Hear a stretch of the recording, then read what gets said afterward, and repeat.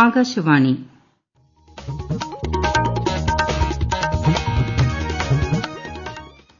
നമസ്കാരം.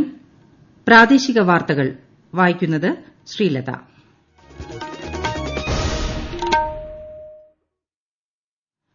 പ്രധാന വാർത്തകൾ. മലയാളത്തിന്റെ മഹാകവി അക്കിത്തം അച്യുതൻ നമ്പൂതിരിക്ക് സാംസ്കാരിക കേരളം വിട നൽകി.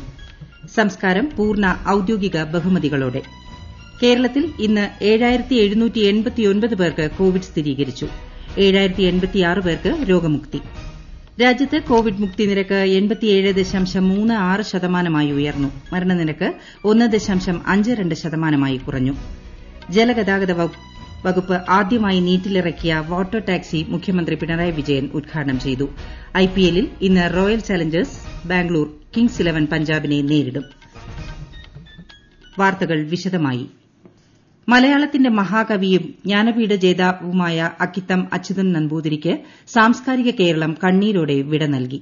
പൂർണ്ണ ഔദ്യോഗിക ബഹുമതികളോടെ പാലക്കാട് കുമരനെല്ലൂരിലെ അദ്ദേഹത്തിന്റെ വീട്ടുവളപ്പിലായിരുന്നു സംസ്കാരം. വിശദാംശങ്ങളുമായി ആകാശവാണി പാലക്കാട് പ്രതിനിധി ഫൈസൽ അലിമുത്ത്.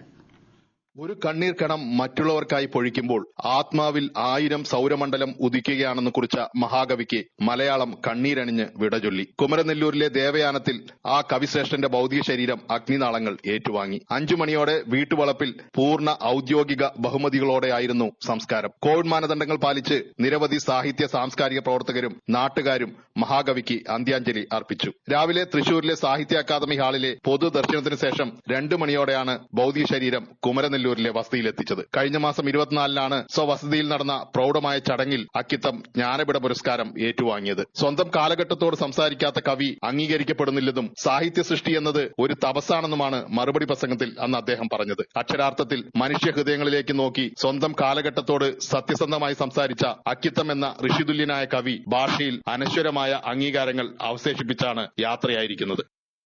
മലയാളത്തിന്റെ മഹാകവിയും ജ്ഞാനപീഠ ജേതാവുമായ അക്കിത്തം അച്യുതൻ നമ്പൂതിരിയുടെ നിര്യാണത്തിൽ മുഖ്യമന്ത്രി അനുസ്മരിച്ചു. മുഖ്യമന്ത്രിക്ക് വേണ്ടി മന്ത്രി സി രവീന്ദ്രനാഥ് കവിയുടെ വീട്ടിലെത്തി റീത്ത് സമർപ്പിച്ചു. അക്കിത്തത്തിന്റെ ദേഹവിയോഗം ഭാരതീയ സാഹിത്യത്തിന് തീരാ നഷ്ടമാണെന്ന് ഗവർണർ ആരിഫ് മുഹമ്മദ് ഖാൻ അനുസ്മരിച്ചു. മന്ത്രിമാരായ രാമചന്ദ്രൻ കടന്നപ്പള്ളി, എ കെ ബാലൻ, പ്രതിപക്ഷ നേതാവ് രമേശ് ചെന്നിത്തല, മുൻ മുഖ്യമന്ത്രി Oommen Chandy, Mizoram governor P S Sreedharan Pillai എന്നിവർ അനുശോചിച്ചു.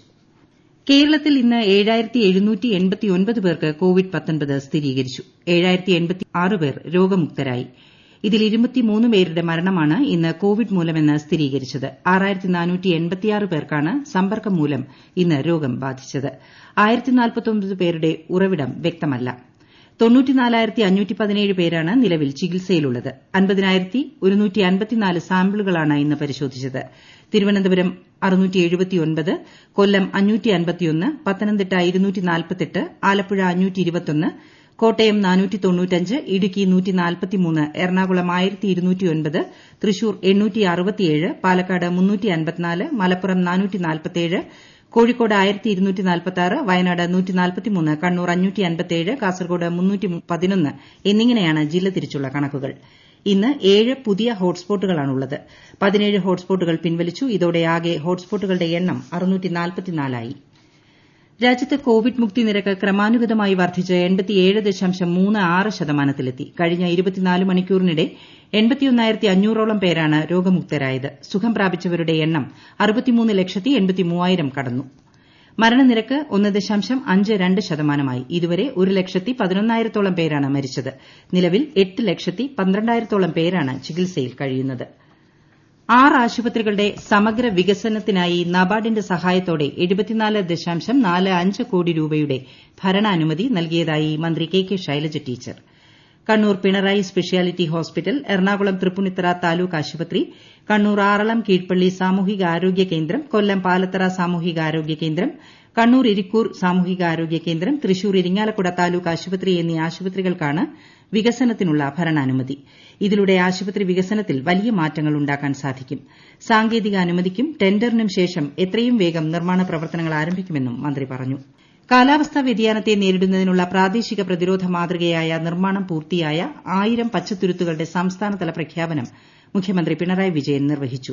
ഹരിത കേരളം മിഷന്റെ ആഭിമുഖ്യത്തിൽ വിവിധ തദ്ദേശ സ്വയംഭരണ സ്ഥാപനങ്ങളുടെ വലിയ പങ്കാളിത്തത്തോടെയാണ് ഇത് സാധ്യമായതെന്ന് ചടങ്ങ് ഉദ്ഘാടനം ചെയ്ത് മുഖ്യമന്ത്രി പിണറായി വിജയൻ പറഞ്ഞു. ഭൂമിയെ ഹരിതമയമാക്കാൻ പ്രയത്നിച്ച എല്ലാവരെയും മുഖ്യമന്ത്രി അഭിനന്ദിച്ചു. തിരുവനന്തപുരത്തെ അന്താരാഷ്ട്ര വൈറോളജി ഇൻസ്റ്റിറ്റ്യൂട്ടിന്റെ ആദ്യഘട്ട പ്രവർത്തനോദ്ഘാടനം മുഖ്യമന്ത്രി പിണറായി വിജയൻ നിർവഹിച്ചു. ശാസ്ത്ര സാങ്കേതിക വകുപ്പിന് കീഴിലുള്ള ഇൻസ്റ്റിറ്റ്യൂട്ട് പൂർണ്ണ സജ്ജമാകുന്നതോടെ സ്വയംഭരണ സ്ഥാപനമായി ഉയർത്താനാണ് സർക്കാർ തീരുമാനം. പുതിയതായുണ്ടാകുന്ന രോഗങ്ങളുടെ ഉറവിടം, രോഗകാരണം, കാലാവസ്ഥാ വ്യതിയാനത്തിന്റെ ഫലമായി ഉണ്ടാകാൻ സാധ്യതയുള്ള രോഗങ്ങൾ, വൈറസുകൾക്ക് സംഭവിക്കുന്ന പരിവർത്തനങ്ങൾ തുടങ്ങിയവയെക്കുറിച്ച് ഇൻസ്റ്റിറ്റ്യൂട്ടിൽ വിശദമായ പഠനം നടത്തും. ഈ വാർത്തകൾ ആകാശവാണിയിൽ നിന്ന്. കൊറോണ ആശങ്കയല്ല, ജാഗ്രതയാണ് വേണ്ടത്. കേന്ദ്ര ആരോഗ്യ മന്ത്രാലയം പുറപ്പെടുവിക്കുന്ന നിർദ്ദേശങ്ങൾ. ജനങ്ങൾ കൂട്ടം കൂടുന്നത് ഒഴിവാക്കുക. ഇടയ്ക്കിടെ കൈകൾ സോപ്പും വെള്ളവും ഉപയോഗിച്ചോ സാനിറ്റൈസർ ഉപയോഗിച്ചോ വൃത്തിയാക്കുക. നിർബന്ധമായും മാസ്ക് ധരിക്കുക. പനിയോ ചുമയോ ശ്വാസതടസ്സമോ തുടരുന്ന സാഹചര്യത്തിൽ വൈദ്യസഹായം തേടുക. കൊറോണയെ സംബന്ധിച്ച വിവരങ്ങൾക്ക് ആരോഗ്യ മന്ത്രാലയത്തിന്റെ 1075 ദിശയുടെ 1056 ബന്ധപ്പെടാം. ജമ്മുകാശ്മീരിനെയും ലഡാക്കിനെയും ബന്ധിപ്പിക്കുന്ന സോജില തുരങ്കത്തിന്റെ നിർമ്മാണ പ്രവർത്തനങ്ങൾക്ക് കേന്ദ്രമന്ത്രി നിതിൻ ഗഡ്കരി തുടക്കം കുറിച്ചു. ദേശീയപാത 1-ൽ 3000 മീറ്റർ ഉയരത്തിൽ 14.15 കിലോമീറ്റർ നീളമുള്ള തുരങ്കമാണ് നിർമ്മിക്കുന്നത്. ഇരുഭാഗത്തും മല തുരന്നാണ് നിർമ്മാണം തുടങ്ങിയത്. സോജില തുരങ്ക നിർമ്മാണം അതിദുഷ്കരമാണെന്ന് മന്ത്രാലയം അറിയിച്ചു. ആദ്യമായി ജലഗതാഗത വകുപ്പ് നീറ്റിലിറക്കുന്ന വാട്ടർ ടാക്സിയുടെയും 100 പാസഞ്ചർ കപ്പാസിറ്റിയുള്ള കറ്റാമറൈൻ ബോട്ട് സർവീസിന്റെയും ഉദ്ഘാടനം മുഖ്യമന്ത്രി പിണറായി വിജയൻ നിർവഹിച്ചു. ആലപ്പുഴ ബോട്ട് ജെട്ടിക്ക് സമീപം ചേർന്ന സമ്മേളനത്തിൽ ഓൺലൈനായാണ് മുഖ്യമന്ത്രി ഉദ്ഘാടനം നിർവഹിച്ചത്. കൂടുതൽ വിവരങ്ങളുമായി ആകാശവാണി ആലപ്പുഴ ജില്ലാ പ്രതിനിധി ആർ രവികുമാർ. റോഡ് ഗതാഗതത്തിലെ ടാക്സി സംവിധാനത്തിന് സമാനമായി ജലഗതാഗത മേഖലയിൽ ആരംഭിച്ച പുതിയ സംരംഭമാണ് വാട്ടർ ടാക്സി.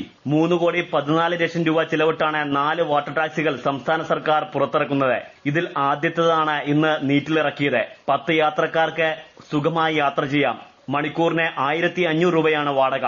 14 കോടിയോളം ചിലവിട്ട് 7 കാറ്റാമറൈൻ ബോട്ടുകളും പുറത്തിറക്കുന്നുണ്ട്.